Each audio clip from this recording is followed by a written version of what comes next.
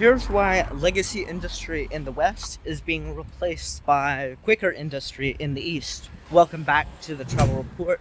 Today I wanted to go over why Western mentality is failing and how the East is capitalizing on the falter. So this isn't an East versus West video. I think that there are too many of those, and there are benefits to both the East and the West. However, what I will say is I've noticed a trend towards misunderstanding what the East's advantages are. They're not capital. They're not being smarter.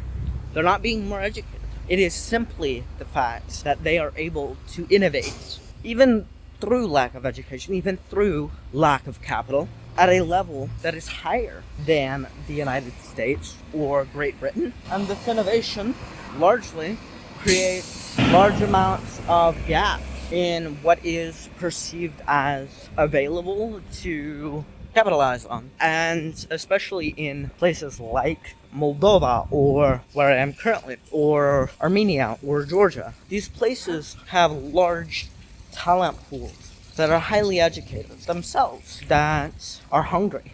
And it's that hunger that the West has lost. It's the fact that people are complacent in where they are, and they don't believe in creating systems that would keep them there. And I think that the lack of competition has eaten away a little bit at their future prospects. Living and moving across the world, it's not nearly as hard to find asymmetric opportunity in countries where there is high competition, even though there is high competition, as there is no complacency, and the best person wins. Survival of the fittest. And it's through this that there's a thought in the West that there's unfair competition as tax rates are lower or whatever else. However, guess who created the largest tax avoidance scheme in the world? That's right, the United States. And so when you're looking at the rhetoric of the West, it's very anti-competitive and, oh, let's just work together and so forth.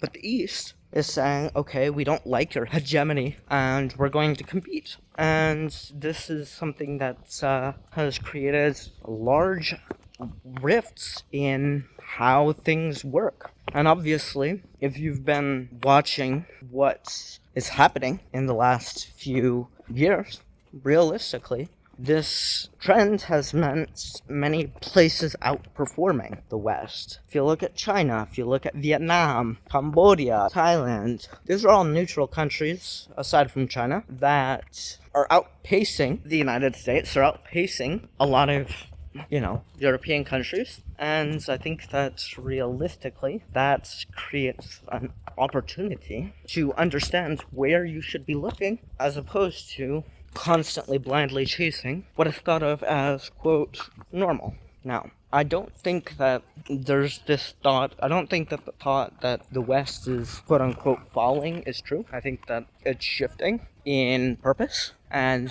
just as Rome didn't truly fall, I do not believe that anywhere else will truly fall, and I think that that's something that not many people understand, is that empires don't fall, they shift. However, there is a thought that there's serious threats to global dominance from the United States.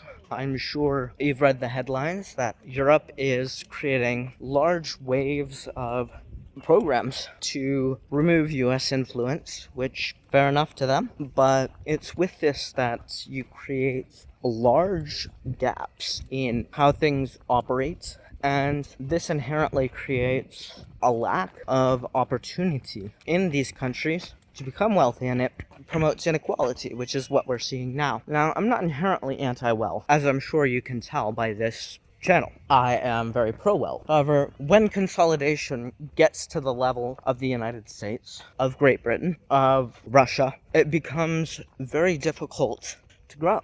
And I am very pro-growth. I'm very anti-monopolies, even though I run a consultancy on some of the largest topics in this regard, and how to grow your business and how to create value out of inherently a large gap in knowledge. I think that realistically, what is most important and what people need to realize is that when you are dealing with companies, there needs to be some level of morality, as dynasties are not created to be extractive. They're created to create moral consistency so they never fall. If you look at the dynasties of yesteryear, what do you have?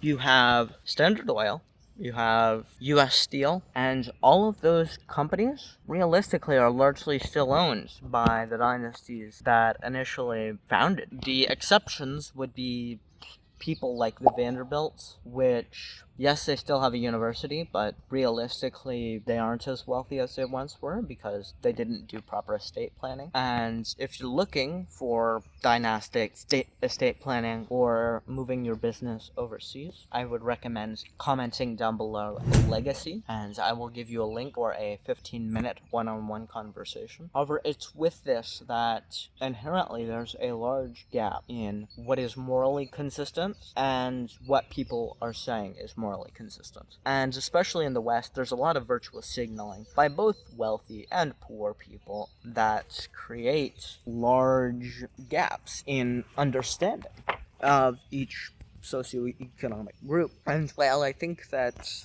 for sure, legacy companies have their place, just as all do, there is a necessity for competition, and that's what I am hoping to inspire you to do. Compete with the legacy industries, especially in the emerging market countries, because you do not want your country, especially to you government folks out there, you do not want your country to be beholden to a corporatocracy. Do not turn to the United States, as corporatocracies do not care about your feelings and they do not care about the human being. And so it's with that I would like to wrap up and say that legacy industry has inherently become very difficult to challenge only because people aren't challenging it enough. So it's with that I would like to say, if you really enjoyed this video, feel free to share it. If you enjoyed it, leave a like, that would be nice. And if you want to join me in this journey of creating one of the few spaces on the internet where you can speak freely and there is moral consistency, I would appreciate a subscription. That said, this has been the Traveling Report. Stay happy, stay healthy, and live your life abroad. Peace out, fellas.